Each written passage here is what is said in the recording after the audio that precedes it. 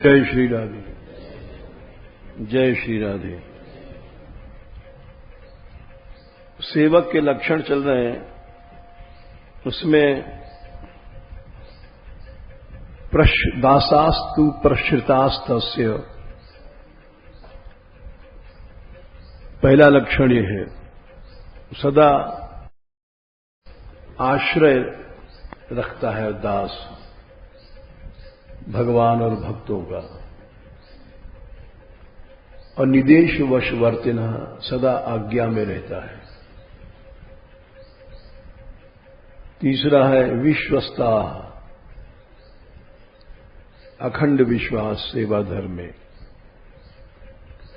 चौथा है प्रभुता ज्ञान विनम्रित धियश्चते, सदा विनम्र बुद्धि रहती है, यानी अहम कभी नहीं आता। तो प्रश्रिता के ऊपर विचार चल रहा है।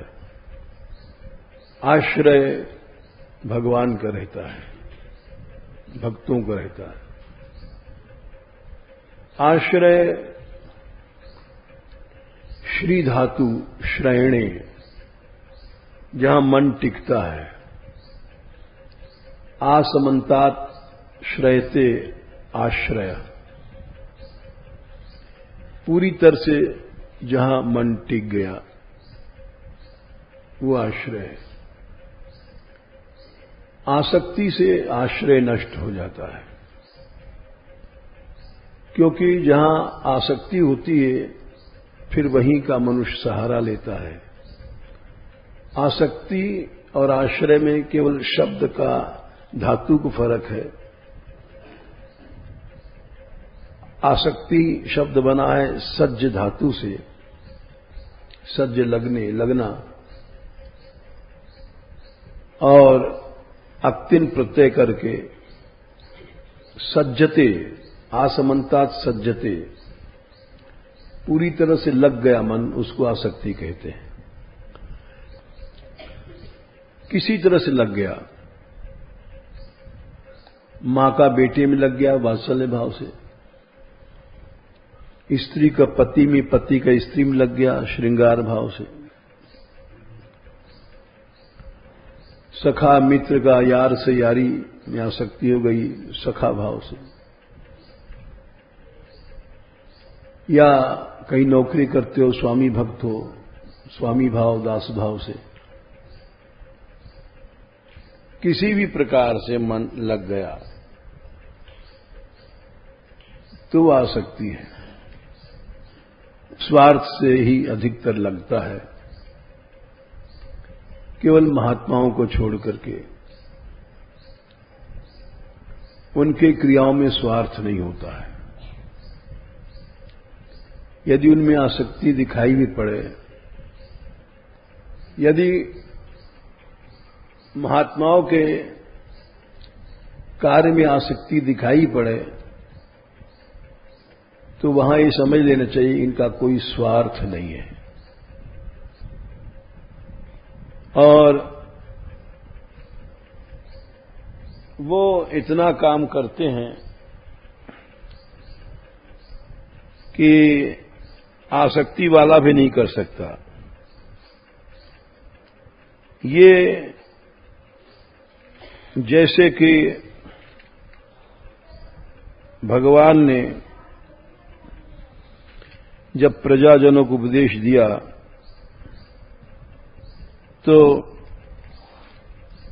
सारी प्रजा प्रसन्न हुई। उत्तरकांड में 47वें में भगवान के भक्त जो कुछ करते हैं, उपदेश इत्यादि यज्ञ परहित के लिए, उसलिए कहा गया है 47 में, अस सिख तुम बिन देई न को मात पिता स्वारथ रतो। हे प्रभु, माता पिता भी ऐसी शिक्षा नहीं दे सकते, उनमें भी स्वार्थ होता है। बस दो ही जगह स्वार्थ नहीं होगा, हेतु रहित जग जुग उपकारी, तुम तुम्हार सेवक असुरारी। महात्माओं के कार्यों में स्वार्थ नहीं होता है। यद्यपि वो बहुत कार्य करते हैं, संत महात्मा, ऐसा लगता है कि बड़े आसक्त हो गए हैं। कोई कार्य होता है, धन भी रखना पड़ता है, यज्ञ है, कुछ करना पड़ता है, लेकिन भगवान के भक्त लोग जितना भी कार्य करते हैं वो निस्वार्थ करते हैं। ये नियम है। बाकी माता पिता सब स्वार्थ से। संसार में कोई नहीं है, ये सारी प्रजा कह रही है भगवान से। ये बात ध्यान रखना चाहिए। आसो सिख तुम बिन देई न को, माता पिता स्वार्थ रतो। माता पिता सब संसार स्वार्थी है। केवल प्रभु और भगवान के भक्त ही हेतु रहित जग जुग उपकारी, तुम तुम्हार सेवक असुरारी। और सारा संसार स्वार्थी है। स्वार्थ मीत सकल जग माही, सपने प्रभु परमार्थ नाही। कभी भी स्वप्न में भी वहां परमार्थ नहीं होता संसार में। जागने के क्या चला, सपने में भी आशा नहीं करना चाहिए, चाहे माता हो, चाहे पिता हो, चाहे स्त्री हो, चाहे पुत्र हो। भगवान समझ गए कि तत्व ज्ञान इनको हो गया। सारा संसार स्वार्थी है। केवल भगवान और भगवत भक्तों में ही निस्वार्थता होती है। इसलिए बड़े प्रसन्न भये सबके बचन प्रेम रस साने, सुने रघुनाथ हृदय हर्षाने। निज निज गृह गए आया सुपाई, बरनत प्रभु बद कही सुखाई। तो इसलिए बताया कि संत भक्त लोग दिखाई पड़ता है कि वे बड़े कार्य कर रहे हैं, आसक्त हैं, लेकिन उनका कार्य निस्वार्थ होता है। उसमें कभी अभाव नहीं करना चाहिए। हेतु रहित जग उपकारी, तुम तुम्हार सेवक असुरारी। बाकी सारा संसार आसक्ति से काम करता है। स्वार्थ, स्वार्थ माने अपनी आसक्ति को पूरा करना।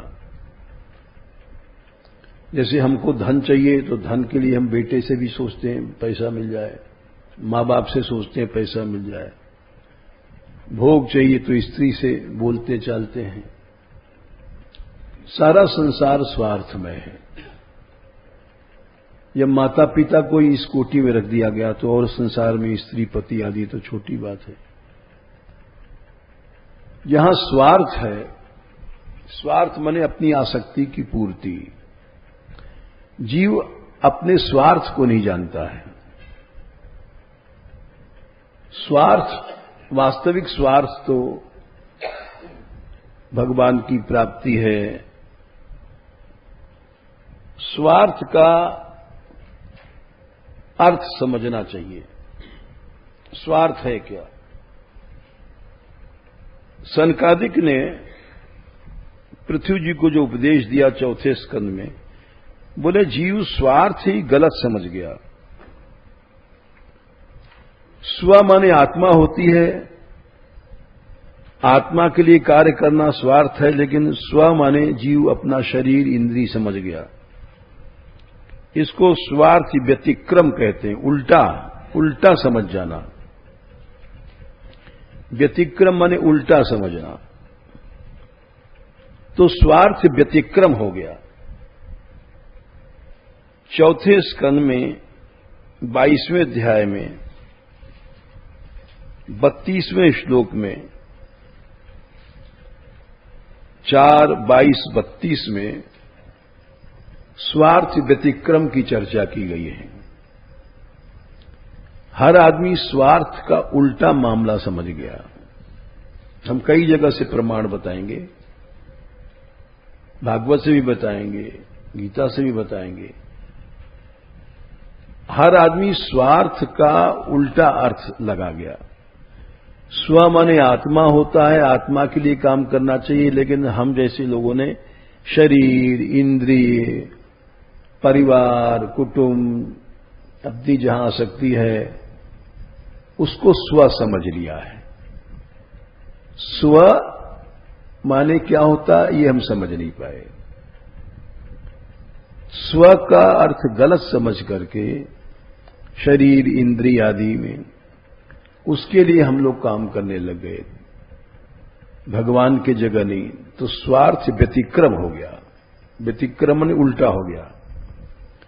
जब उल्टा हो गया तो भगवान के लिए काम करना था, भगवान के लिए काम न करके, भगवान के प्रेम के लिए काम न करके, स्त्री में प्रेम है तो स्त्री के लिए करने लग गए, बेटा में प्रेम है बेटा के लिए करने लग गए, बेटी की में प्रेम है बेटी के लिए करने लग गए, पैसा है प्रेम पैसा के लिए करने लग गए, इंद्रियों में प्रेम है इंद्रियों के लिए, भोग के लिए कोशिश करने लग गए। ये सब स्वार्थ व्यतिक्रम कहते हैं। व्यतिक्रम ने उल्टा मामला। अब इसका अर्थ समझो। नातः परतरो लोके पुंसः स्वार्थ व्यतिक्रम। इससे ज्यादा स्वार्थ का उल्टा व्यतिक्रम क्या होगा कि यदध्यन्यस्य प्रियस्त्वम, आत्मा का अध्यास विषयों में करके, स्त्री में करके, पुत्र में करके, अपनी इंद्रियों में करके, प्रियस्त्वम, ये सब इंद्रियां प्यारी लगी, विषय प्यारे लगने लगे। लड्डू प्यारा लगा, प्यारा पेड़ा प्यारा लगा, स्त्री का मलमूत्र का शरीर प्यारा लगा, स्त्री के लिए पुरुष का मलमूत्र का पिंड प्यारा लगा, प्रियस्त्वम बहुत प्यारा लगा अध्यास करके। ऐसा अपने व्यतिक्रम से हुआ, उल्टे बोध से, उल्टा समझने से उल्टा काम हो गया। बस इंद्रियों के लिए दिन रात लग रहे हैं, शरीर के लिए लग रहे हैं, पैसे के लिए लग रहे हैं, भोग के लिए लग रहे हैं। भगवान के लिए शरीर मिला था, उसकी जगह परिवार, कुटुंब, स्त्री, पुत्र, पैसा, धेला, भोग, ये सब क्या हुआ? स्वार्थ व्यतिक्रम हुआ। स्वार्थ व्यतिक्रम क्यों हुआ? स्व शब्द का अर्थ बदल गया स्व व्यतिक्रम से।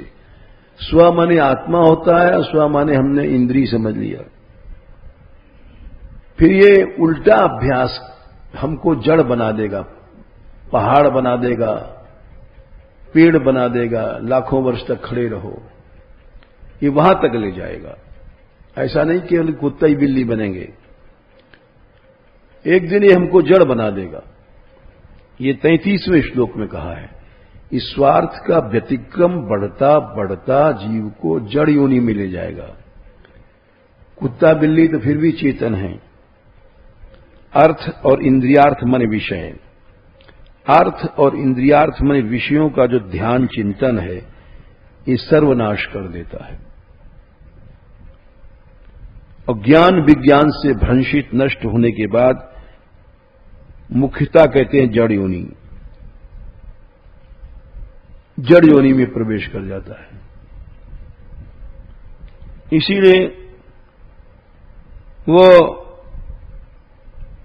उसको आसक्ति कहीं नहीं करनी चाहिए।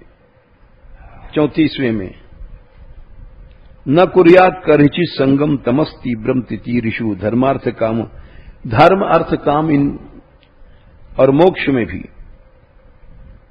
ये आसक्ति बाधा देती है, अत्यंत बाधा देती है। आसक्ति अत्यंत बाधा देती है। शब्द पकड़ो, यद अत्यंत विघातकम। आसक्ति जहां भी है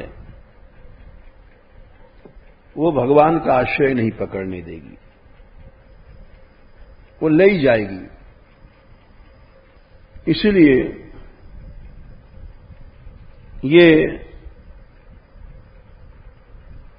आसक्ति संसार में होने से भगवान में न प्रेम होगा, न आगे चल पाएगा। ये स्व-व्यतिक्रम से स्वार्थ व्यतिक्रम हुआ। स्व-व्यतिक्रम माने आत्मा को स्व न समझ करके ये शरीर और इंद्रियों को स्व समझ लिया। तो स्व-व्यतिक्रम से स्वार्थ व्यतिक्रम हो गया। इसी बात को एक दो जगह और देख लो। दशम स्कंद के 14वें अध्याय में ब्रह्मा जी ने जो स्तुति किया है, तो वहां उन्होंने स्व-व्यतिक्रम के बारे में बड़ा अच्छा श्लोक कहा है। 10, 14, 27। स्व-व्यतिक्रम क्या है, समझ लो। स्व-व्यतिक्रम हट जाए तो स्वार्थ व्यतिक्रम हट जाएगा, स्वार्थ व्यतिक्रम हट जाए तो भगवान में प्रेम हो जाएगा। ये सब टेक्निकल शब्द हैं।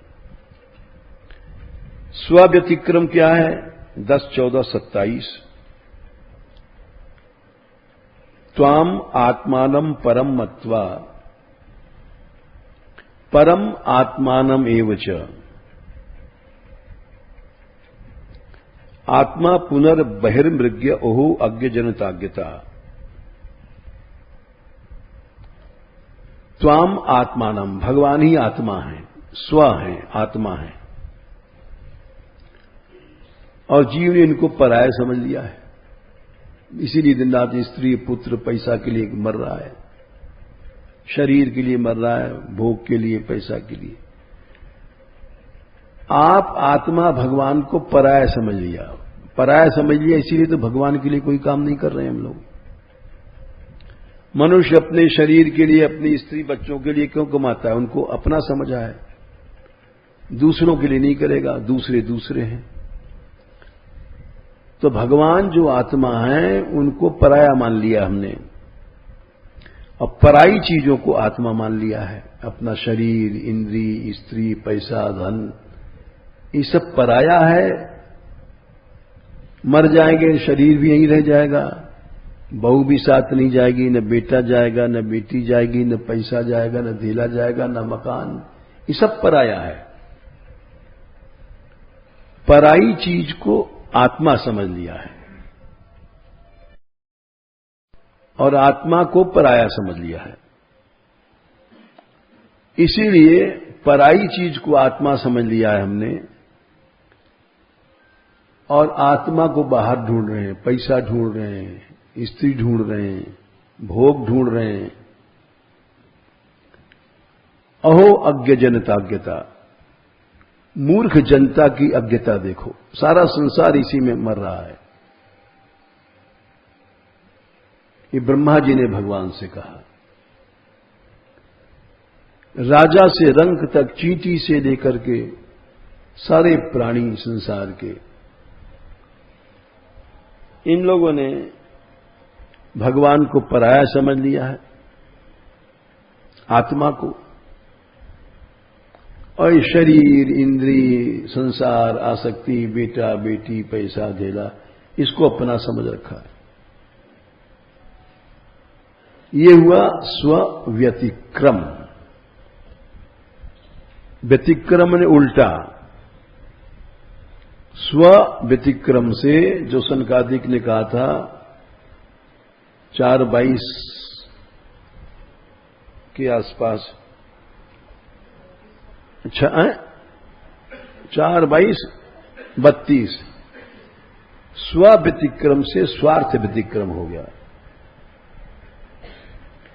और स्वार्थ व्यतिक्रम से ये सब चीजें अच्छी लगने लग गई।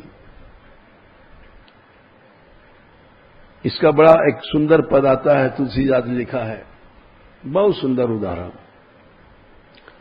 मैं तो जानी हरि पद रति नाही, भगवान में प्रेम नहीं हुआ, क्योंकि सपने हूं नहीं विराग मन माही। राग संसार से नहीं हटा। जब राग नहीं उठा तो प्रेम कहां से हो जाएगा? करते रहो अपना पाठ पूजा, घंटी हिलाते रहो, प्रेम नहीं आएगा भगवान में। काम भुजंग डसत जब जाही, विषय नीम कटु लगत न ताही। बड़ा अच्छा उदाहरण दिया है। काम रूपी सर्प, भुजंग माने सर्प, काला नाग जब काट लेता है किसी को तो जहर चढ़ा है कि नहीं उसको नीम खवाते हैं। नीम की पत्ती कड़वी होती है, वो उसको बहुत मीठी लगती है, खिलाते जाओ लड्डू पेड़ा की तरह खाएगा। तो समझ जाओ काला नाग का जहर चढ़ गया है। क्योंकि जहर इतना कड़वा होता है कि शरीर में जब घुस जाता है तो नीम की पत्ती मीठी लगती है। जहर इतना कड़वा होता है। तो विषय हमको अच्छे लग रहे हैं, विषय विष हैं, ये मलमूत्र के भोग अच्छे क्यों लग रहे हैं? काम रूपी सर्प ने हमको काट लिया है। काम रूपी सर्प का जहर चढ़ गया है, इसलिए विषय हमको अच्छे लगते हैं। ये जहर उतर जाए तो विषय की तरफ थूकेगा भी नहीं आदमी। भोगना तो क्या, थूकेगा भी नहीं। काम भुजंग डसत जब जाही, विषय नीम कटु लगत न ताही। तो इसलिए मनुष्य, हर आदमी विषय के लिए दिन रात चल रहा है, कोशिश कर रहा है। लोगों के पास इतना पैसा है, बहुत से लोगों के पास कि अगर जमा कर दें तो 10 पीढ़ी ब्याज से ही खा लेंगे। लेकिन दिन रात कमा रहे हैं, दिन रात कमा रहे हैं, दिन रात कमा रहे हैं। 1000 हुआ, लाख हुआ, करोड़ हुआ, अरब हुआ, खरब हुआ, हटते ही नहीं। तो क्यों नहीं ऐसा होता है? क्योंकि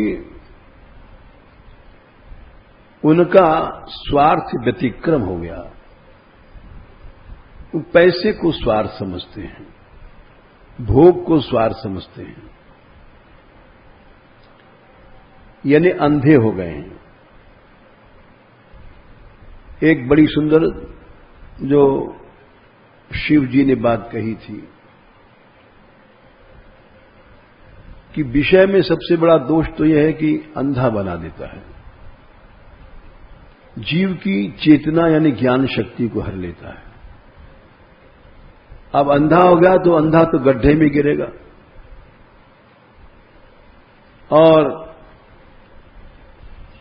ये कई बात 20 जगह कही गई है। इसको तुम देख लो भागवत से, गीता से, रामायण से, कि काम जहां है जीव को अंधा बना देता है। सबसे पहले गीता से ले लो, सत चित आनंद। भगवान के अंदर 3 चीजें हैं, सत चित आनंद। भगवान का नाम है सच्चिदानंदम ब्रह्म। सत क्या है और चित क्या है और आनंद क्या है, पहले समझो।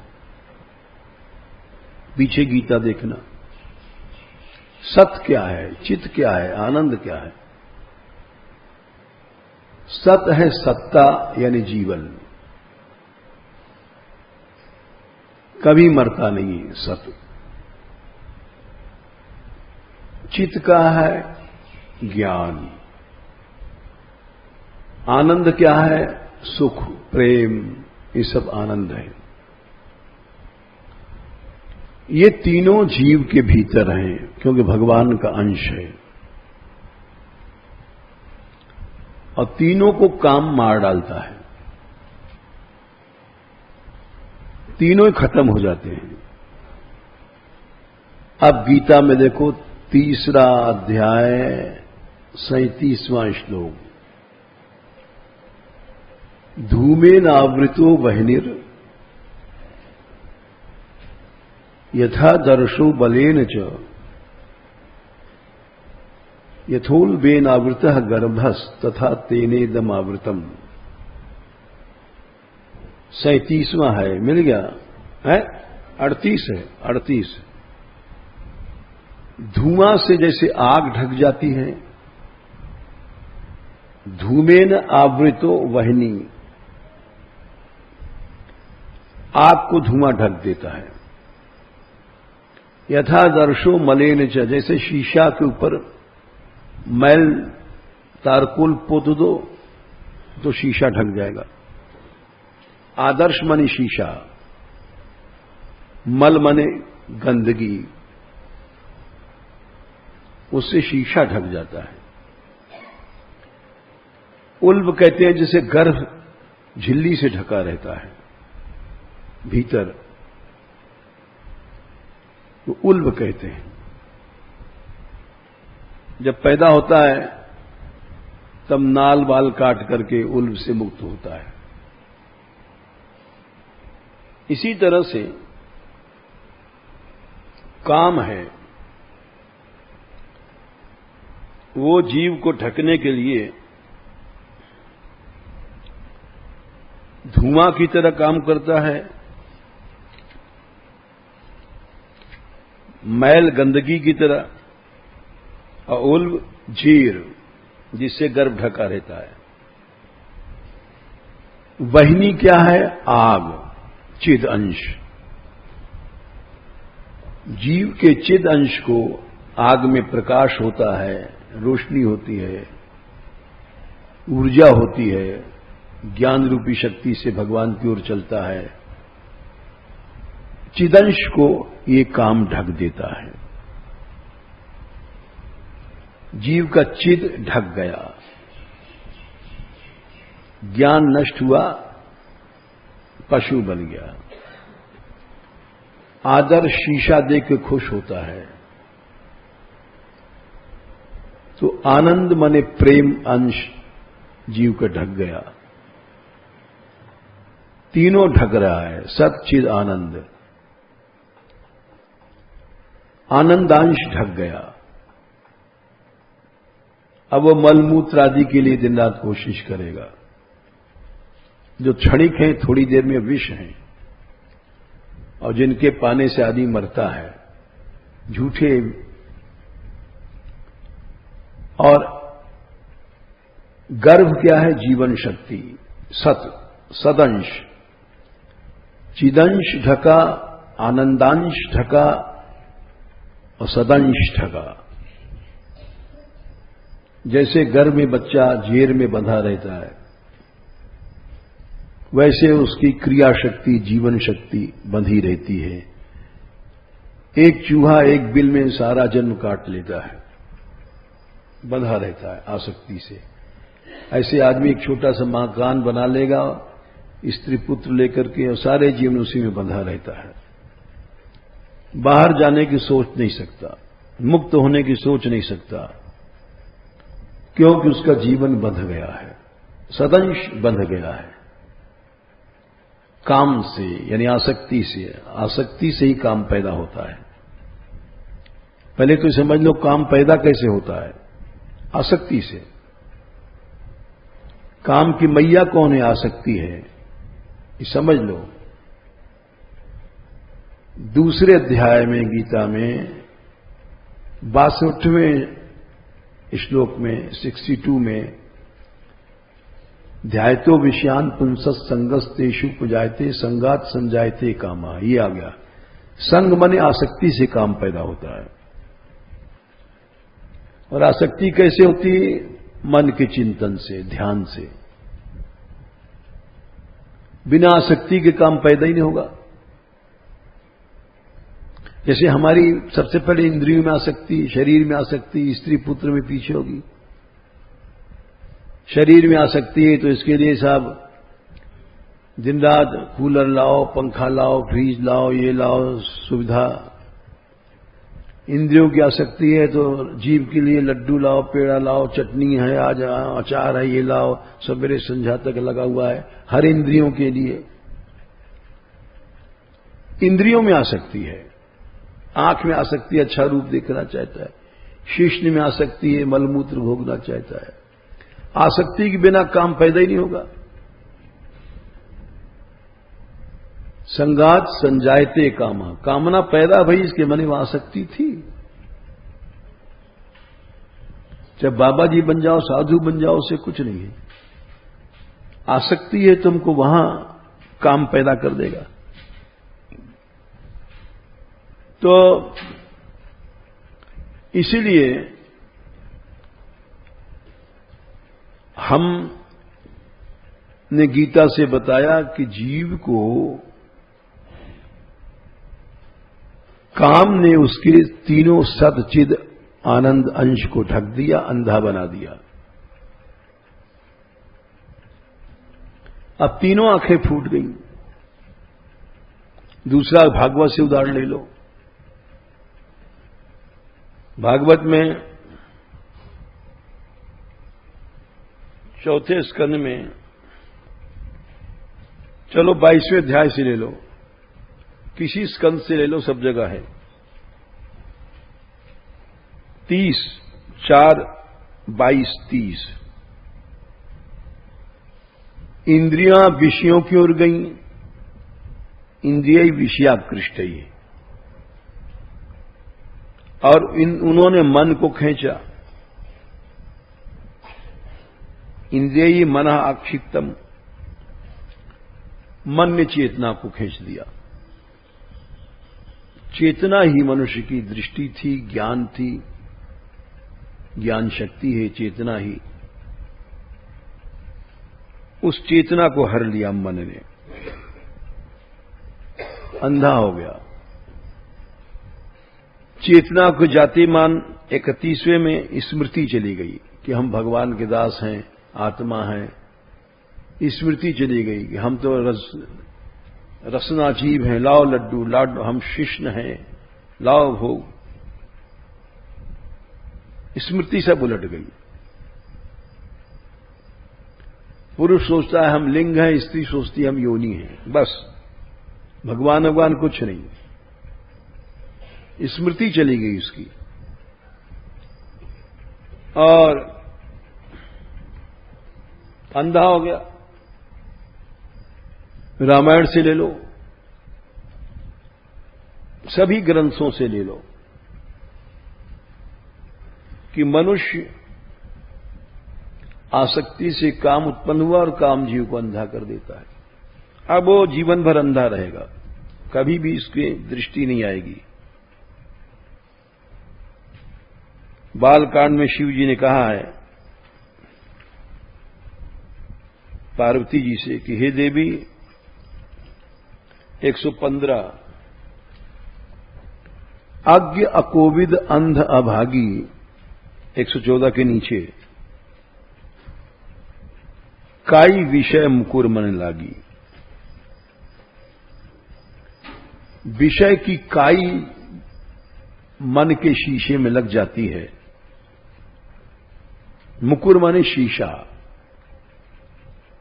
शीशा मन शीशा है। मुकुर मन माने मन रूपी शीशे में विषय की काई लपट गई। उससे क्या हुआ? अज्ञ माने ज्ञान चला गया, कोविद माने लंठ मूर्ख बन गया, अंधा बन गया, भाग्यहीन बन गया।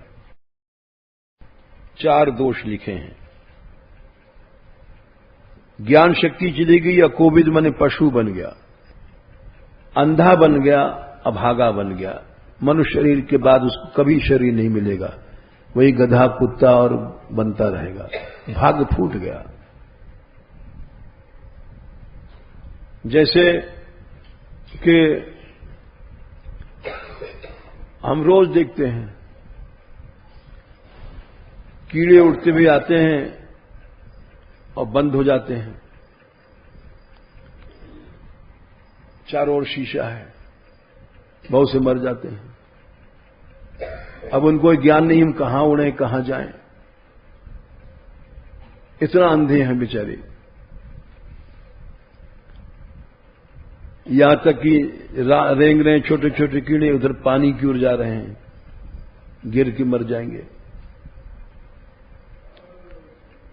तो 84 लाख योनियों में इतनी भी ज्ञान शक्ति नहीं है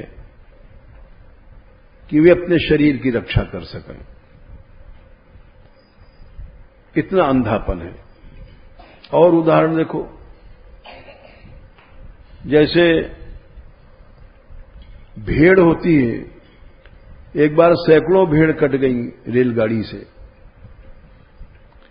एक भेड़ कट रही है तो दूसरी हटेगी नहीं।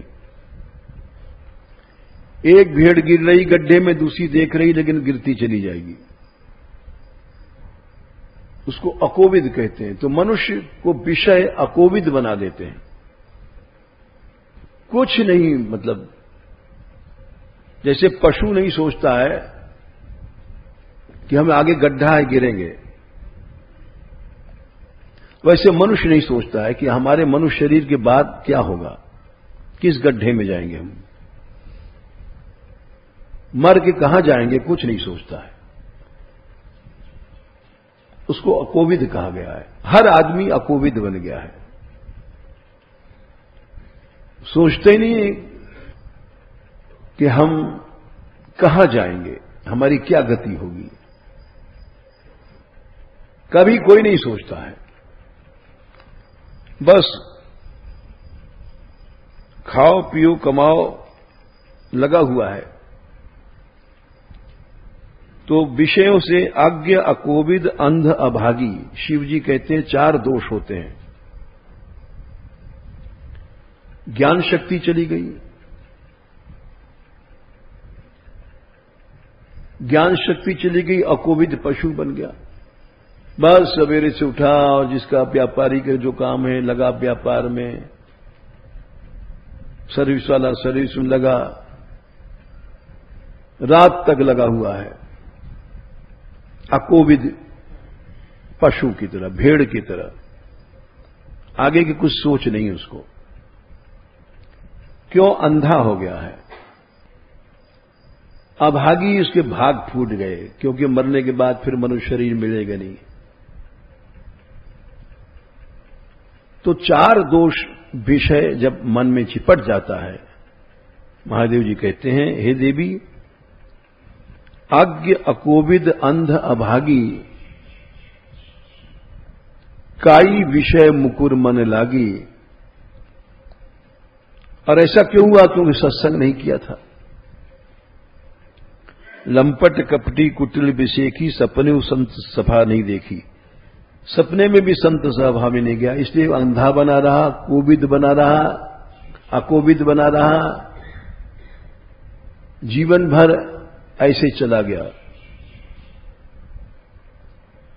फिर आगे कहते हैं, मुकुर मलिन और नयन विहीना, राम रूप देखई किन दीना। मुकुर शीशा गंदा हो गया, आंखें फूट गई हैं।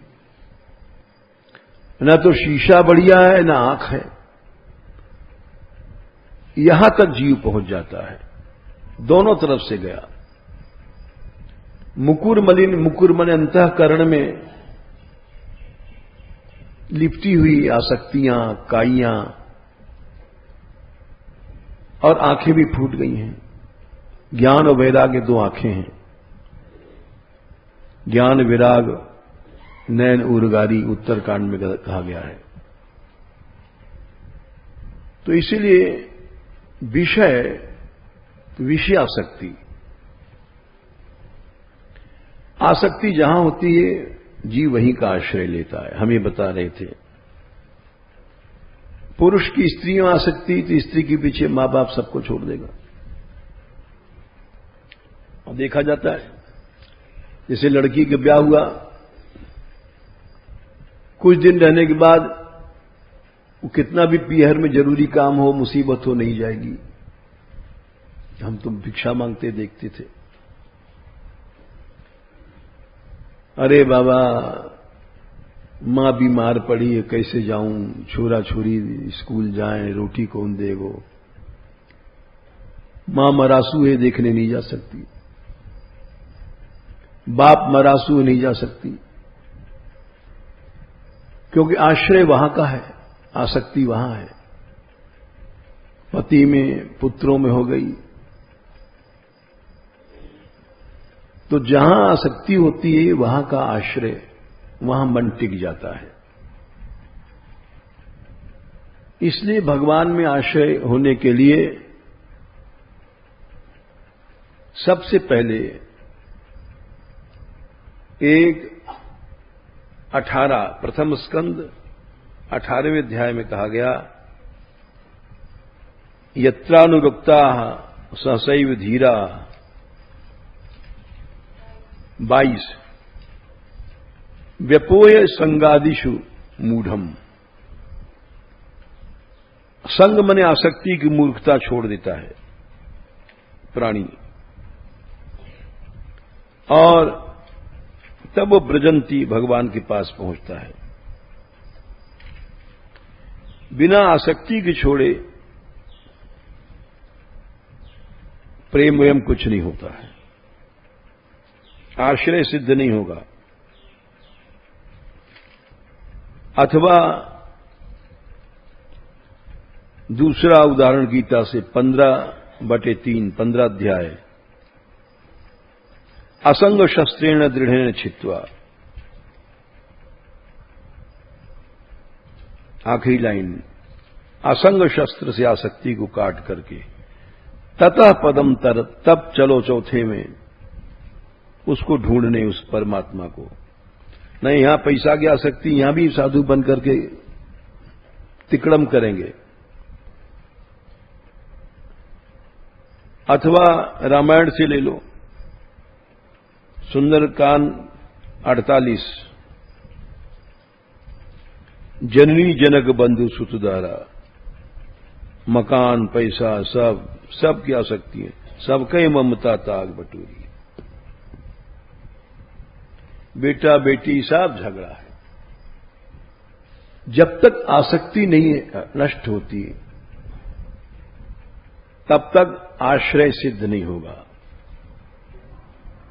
गीता देख लो 4/10 चौथे अध्याय में, वीत राग भय क्रोधा। राग भय क्रोध, राग माने वही आसक्ति, प्रेम संसारी, तब मन में उपाश्रित होगा, नहीं तो नहीं होगा। जब तक आसक्ति बनी है तब तक वो प्रेम हो ही नहीं सकता। और लंका कांड रामायण देख लो, हजारों बार भगवान ने सिर काटा रावण का, लेकिन रावण नहीं मरा। 102 लंका कांड 102, काटत बढ़ई शीश समुदायी। 102 101 के नीचे, जैसे जैसे सिर काटते हैं हजारों बार, तैसे तैसे रावण का सिर बढ़ रहा है। जैसे लाभ जैसे जैसे होता है, लोभ पैसा व्यापारी को पर बढ़ता जाता है। मरई न रिपु श्रम भयउ विशेखा। हजारों बार सिर काटे लेकिन नहीं मरा। तब भगवान ने विभीषण की ओर देखा, अब कैसे करें जब हजारों बार सिर काट रहे नहीं मर रहा है। अब विभीषण की ओर देखने लगे निराश होके। तो महादेव जी बोले, अरे देवी पार्वती, ये भगवान विभीषण की तरफ देख रहे हैं, इसलिए नहीं देख रहे हैं कि ये रास्ता बताएगा कि कैसे रावण मरे। इसकी आसक्ति की परीक्षा ले रहे हैं, इसका भी प्रेम है तो नहीं बड़े भाई के नाते। अगर प्रेम होगा तो चुप रहेगा, और प्रेम नहीं है तो बता देगा ऐसे मरेगा। तो उमा काल मर जाकी इच्छा, भगवान इच्छा करें तो काल भी खत्म हो जाए, रावण क्या चलाइए। सो प्रभु जन कर प्रीति परीक्षा, परीक्षा कर रहे हैं कि इसकी आसक्ति तो नहीं है। आसक्ति होती है वो मनुष्य को ले जाती है। आज नहीं जाएगा कल चला जाएगा, परसों चला जाएगा। हम साधु बन गए, पैसा में आसक्ति है तो तिकड़म करेंगे, पंगत के लिए जो पैसा इकट्ठा करके उसमें से बचाएंगे। यज्ञ किया, उसमें से 2-4 पीपा घी बचाया, ये बचाया, ये सब तिकड़मबाजी चलेगी। आसक्ति है तो साधु फाधु कोई नहीं। तो भगवान परीक्षा ले रहे हैं कि इसकी आसक्ति तो नहीं है। आसक्ति नहीं थी उनकी, तो बोले सुनो सर्वज्ञ, बड़े होशियार हैं। विभीषण बोले आप सब जानते हैं, लेकिन हमसे पूछ रहे हैं, हम बता रहे हैं। सुनो सर्वज्ञ चराचर नायक, प्रणत पाल सुर मुनि सुखदायक, इसके नाभि में अमृत का कुंड है। आप 30 बाण मारते हो इसलिए नहीं मरता है। 20 बाण से तो आप भुजा काट देते हैं और 10 से उसका सिर। 30 बाण, हर बार 30 बाण छोड़ते थे, सैकड़ों बार छोड़ा। सारी युद्ध भूमि रावण की भुजाओं से और सिर से पट गई। 30 बाण छोड़े, फिर 30 उतनी भुजा और सिर पैदा हो जाए। बोले इसके नाभि में अमृत है। बड़ा योगी था, योग के द्वारा उसने नाभि कुंड में अमृत पे, वो देवताओं वाला अमृत नहीं है। जब तक अमृत कुंड नहीं सूखेगा तब तक नहीं मरेगा। नाभि कुंड पीयूष बस जाके, नाथ जियत रावण बलता के। अच्छा भाई तुमने ठीक बताया विभीषण। अब 102 में उन्होंने 30 की जगह 31 बाण लिए। खैंची सरासन श्रवण लगी छाणे सर 31। 31 माने 30 और 1 31 छोड़ दिया। सबसे पहले तो नाभि में सायक, एक नाभि सर शोखा। एक बाण से उसका अमृत कुंड पहले सोख लिया, फिर 30 मार दी, अब खत्म हो गया रावण। तो उसी तरह से जब तक आसक्ति है तब तक जीव को जन्म लेना पड़ता है। जैसे आसक्ति, नाभि कुंड में अमृत था रावण के, 1000 बार सिर कटा, लेकिन उसको, वैसे हम लोगों की जब तक आसक्ति है 1000 बार मरेंगे, 1000 लाखों बार मरेंगे, यहीं जन्म लेना पड़ेगा। इस संसार का भू बीज है ये आसक्ति या कामना। जब तक संसार में आसक्ति है, सांसारिक कामनाएं हैं, बीज है, तो पेड़ रहेगा, हम बार बार जन्मेंगे मरेंगे। प्रहलाद जी ने नरसिंह भगवान से यही कहा था कि आप जो है 7वें स्कंद में जो हमसे वरदान की बात कह रहे हैं, मांगो 10वें अध्याय में 3रे श्लोक में, एक कामनाएं आसक्तियां भवान संसार बीजेशु हृदय ग्रंथिशु प्रभु। आसक्तियां कामनाएं सब संसार के बीज हैं।